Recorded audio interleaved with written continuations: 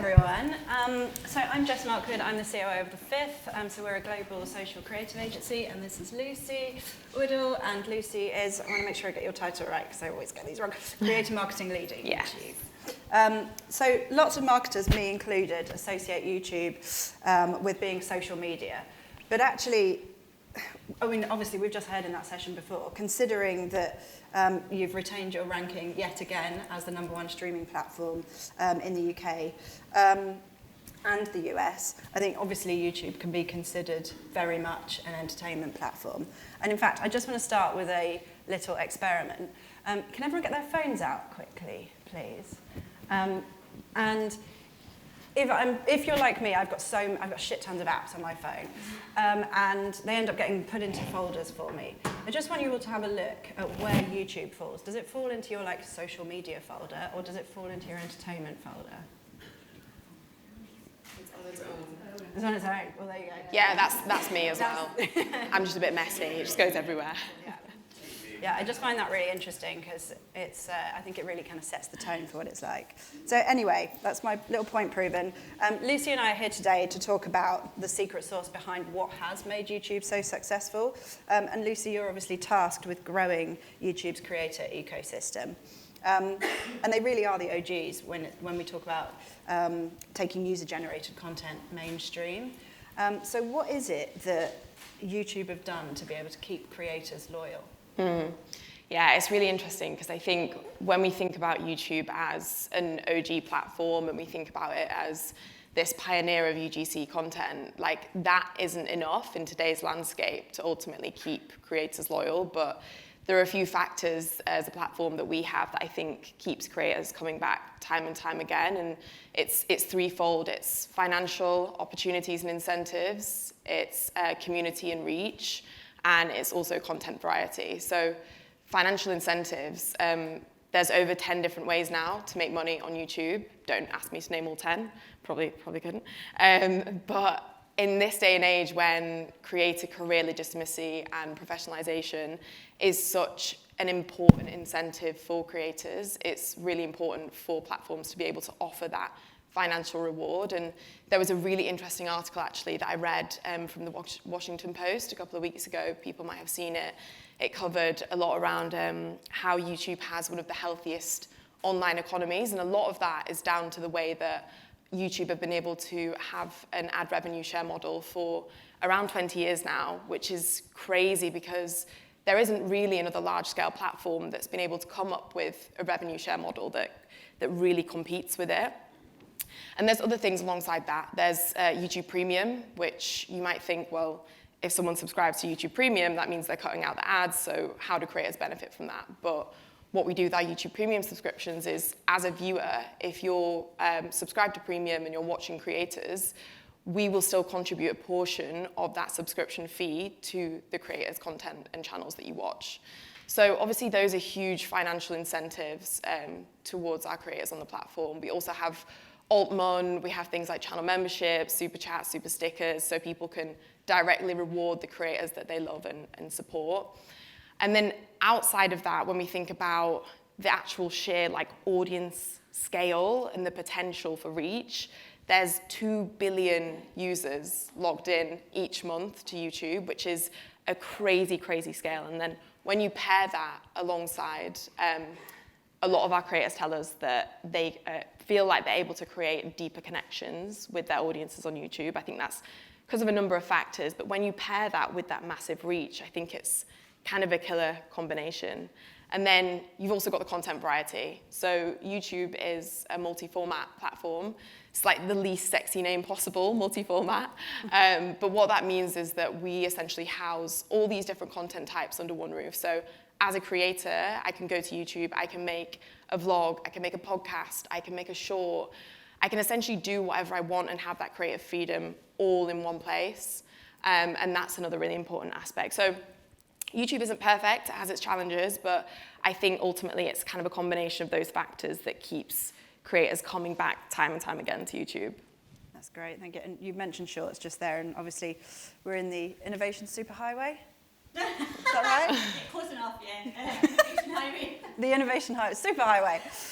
We're in the innovation superhighway room, and obviously that's played a pivotal role in keeping your audience coming back, and obviously keeping creators engaging.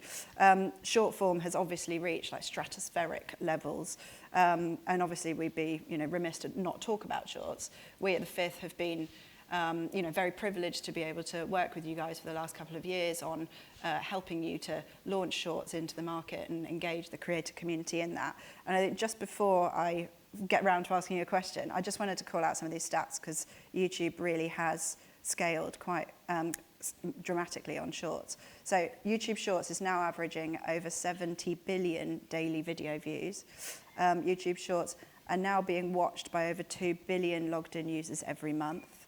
The number of channels uploading shorts grew by 50% year on year, and more than 2.3 billion subscribers regularly visit YouTube every month. That's one subscriber on YouTube is worth 25 TikTok followers.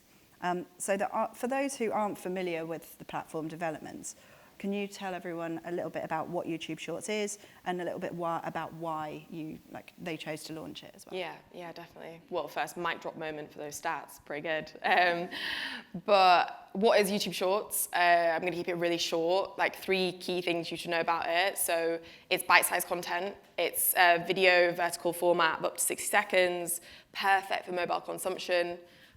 Second thing about it has creation tools that are inbuilt. So as a creator, if you're going to create a short, it's a really seamless experience for you. And then the third thing is it has great discovery benefits. So whereas when you're navigating to the YouTube homepage, you may not necessarily see content a lot of the time if you're not subscribed to the channels. With Shorts, it has its own segment within the homepage. You can go to it and you can discover new content and new creators that you might not have otherwise found. So that's a brilliant benefit for users and creators alike. And then we go into why we launched it. So, unless you've been hiding under a rock, obviously, for the past 4 years, short-form video content is very much in demand. There's a huge appetite for it, and especially with younger audiences. I think it's really important for any brand to make sure that they're evolving and they're adapting to the appetite of your consumers. And I think for us as YouTube, we recognize that ultimately we had to make those changes to be able to appeal to younger generations and younger audiences. But outside of that appeal, there are also a couple of other reasons why the decision to launch Shorts was really impactful. I think it's creator empowerment. So it's another variety, it's another content format for creators. Going back to the discovery aspect that I was speaking about before, it's a perfect contribution to this growth wheel of people essentially find new content, they find new channels, they find new creators, they'll visit their channel, they'll subscribe. So for creators as well, it's a great opportunity for growth.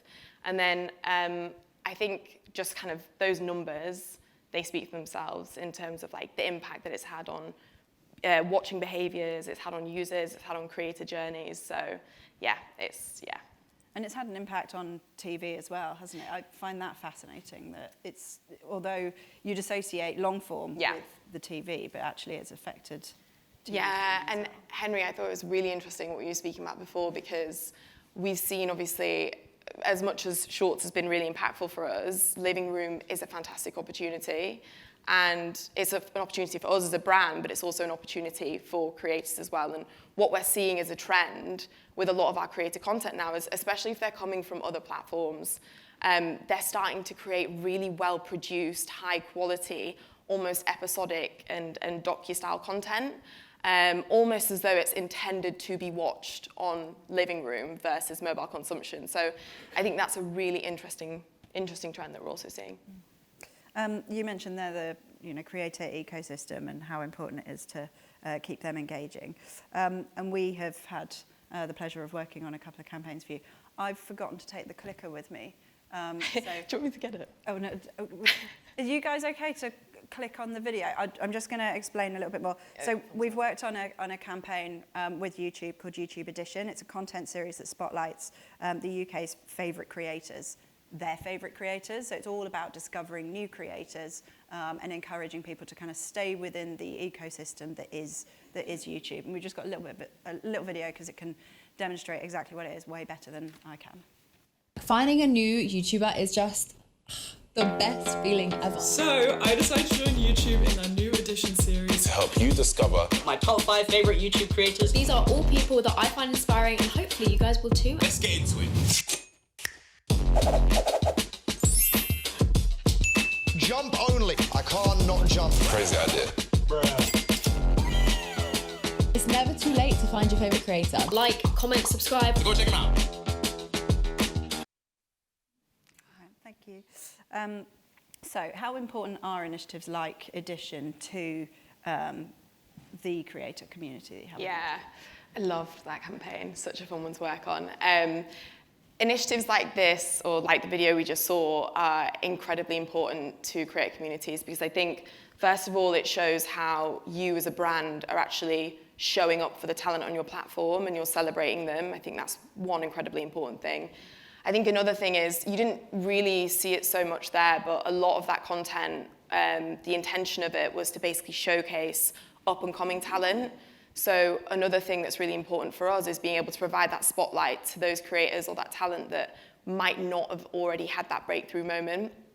And then I think something else that's really important about that is with everything that we do, and I think the most helpful role we can play in my role, in your role, or in your roles as, you know, in brand marketing, creator marketing, it's providing those opportunities and providing that level of connection, whether it be to creators with other creators, or whether it's as a user and discovering new creators and new content on your platforms. I think us being able to facilitate that and provide that opportunity is something that's really important and definitely something that we always try to do.